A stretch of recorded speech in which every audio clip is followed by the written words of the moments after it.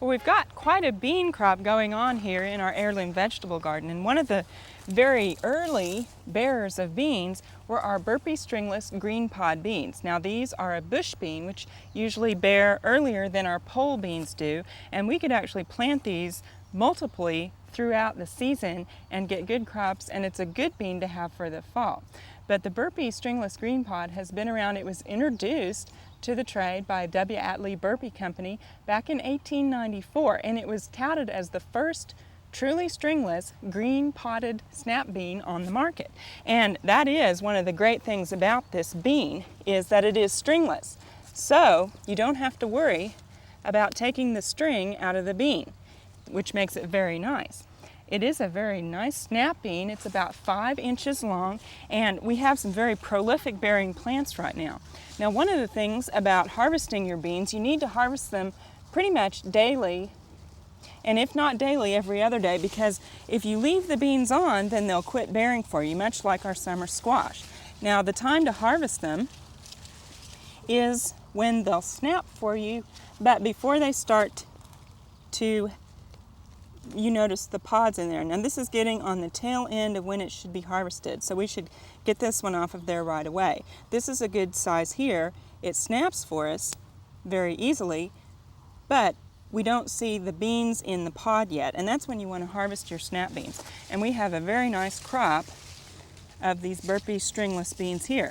Now we also have other beans planted in our garden that are doing quite well. Right next to it we have a beautiful pole bean. Now this is called a rattlesnake snap bean, and you can harvest this bean either for a snap bean or for a dry bean. It has kind of a brown bean in it.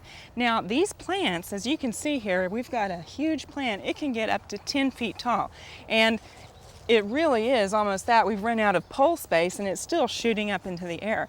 They're a tough plant. They're also drought tolerant, and we have some really nice beans. Now the beans on the rattlesnake snap bean, let me see here. We've got some that are ready to be harvested too. They get about 7 inches long. It's a nice bean, and you can see here it's also a really pretty bean. It's green, but then we have these purple striations in the bean. Now when we cook that, that'll go away, but it is very nice. It's also a nice meaty bean on the inside, you can see here, and it has a very nice sweet flavor. Now one thing about harvesting your beans, you want to usually harvest them in the morning, but you want to make sure that you're not out in your bean patch when the leaves are still wet, because if you do that, you will spread fungal diseases around in your beans. So wait until those leaves dry out, and then you can start harvesting beans. Now we have one other bean that's right around the corner here, and it's actually not quite ready to harvest yet, and that's because we're going to use it as a dry bean. This is the Cherokee Trail of Tears bean, and you can actually use it as a snap bean, and I don't know if I see any on here that are ready to harvest yet or not. But what we're going to do is leave these on here and let them go ahead and dry. We're going to harvest this totally as a dry bean. Here's some of the beans right here. Now we could harvest this right now and use it as a snap bean, but we're just going to do the dry bean route on this crop, and so we will let these go until most of them have turned kind of a nice light tan color. Our bean pods are mature. Now the bean on the inside is a nice shiny black bean, so we'll come back pretty much later in the season and harvest these to use dried. But we have quite a bean crop right now that we're harvesting, and Barbara is going to show us how to fix all these great beans. Green beans and summer just simply go together. It's not summer until you've had some fresh ones. But what we're going to do today is something a little bit different. First of all, we're going to use some of the beans out of the garden that are a little bit less common. We're going to use the rattlesnake beans, and my family had the greatest time when we tried these at home. They taste really good, and the thought of eating something with the name rattlesnake attached to it was just too much fun for children to endure. They liked the green beans, and I think it was as much the name as anything. We're going to make a sauce to go over them. We're going to steam the beans. You could boil them however you want them and make a sauce to go over that. We have a skillet that's getting hot. I've got 2 tablespoons of vegetable oil that we're going to add to that, and an onion that you've chopped up. And since this is a recipe that is not baked, you can adjust the amount of ingredients that come in to your recipe. Let's turn this up a little bit and see if we can get it going a little bit better without burning me. That is going to simmer for just a little bit. We're also going to add a clove of garlic that you've chopped up fairly well. So it's got some of the basic ingredients that we see in a lot of the summer types of dishes. Those will simmer just a bit, and then we'll add the other ingredients. And when you have everything in here but the beans, you let that simmer for around 10 minutes or so until all the flavors have a time to blend up. And we'll let that cook a bit, and then we'll come back to it. The next ingredient that we have here is simply the beans. And you can see these are the rattlesnake beans, and one of the characteristics about them is the purple. Now the purple is a different kind of pigment. The green is, of course, chlorophyll, and the purple is the same kind of pigment that we saw in blackberries and blueberries. And one of the interesting things about this pigment is that when you cook it, because it's very water soluble, the reddish color is pretty much going to disappear, particularly if you cook too long. So if you want to see any of that when they are done, you need to make sure that you cook them real briefly. Another trick with beans, as well as other ingredients that have the chlorophyll pigment, is that you don't want to overcook, because that pigment is going to change from this nice, pretty green color. It's going to get real bright when you cook it for a short time, as if you blanched it, because you eliminate the air, you clean it off a little bit, and the color becomes very bright green and very attractive. But as you continue to cook, that color is going to change to an olive drab type of color that isn't nearly as appetizing. So you want to start with a situation where whatever you cook that's green can cook within 7 minutes is your goal, because that's when that color change begins. You have a little bit more flexibility when you're cooking with steam than if you're cooking in boiling water, but in any case you want to keep the cooking short.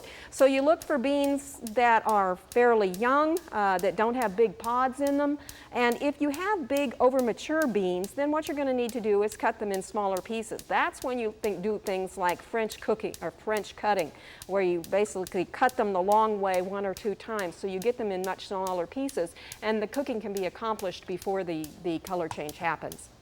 These we're going to put in a steamer basket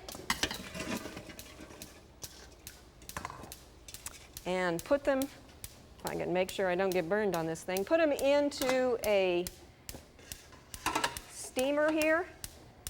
In this case, we're going to put the lid on tight because we're steaming. If you were cooking in boiling water, you'd want to leave the lid off for a couple of minutes so you can allow the volatile acids to escape, and that will also help keep the color retained. Let's see how this is doing. We're going to add the rest of the ingredients to this. Some celery, a little bit, about a tablespoon of celery, a tablespoon of parsley, a little bit of fresh rosemary, a teaspoon of vinegar, 1/4 of a teaspoon of sugar, a little bit of salt and pepper, pretty much to taste, and this is 2 tomatoes that have been seeded and peeled and chopped. These we're going to get back up to a simmer and let them cook for about 10 minutes. Okay, the beans have now been steamed, and you'll notice the bright color.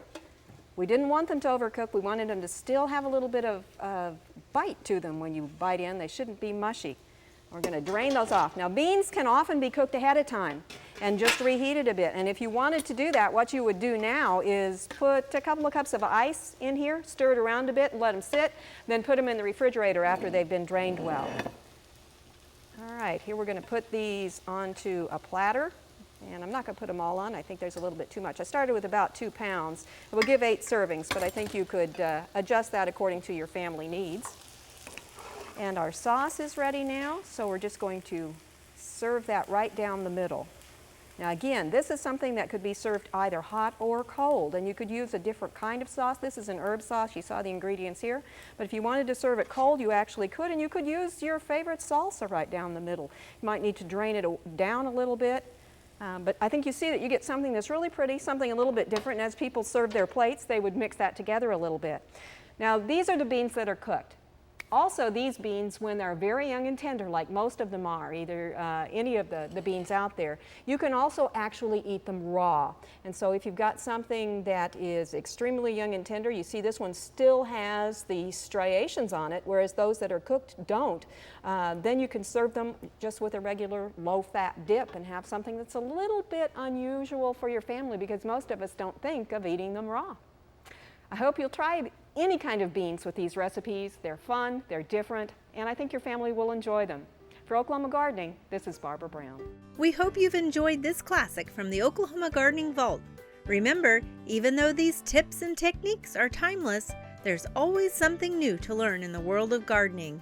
By subscribing to both Oklahoma Gardening and OK Gardening Classics, you'll have access to a wealth of gardening knowledge, both classic and contemporary.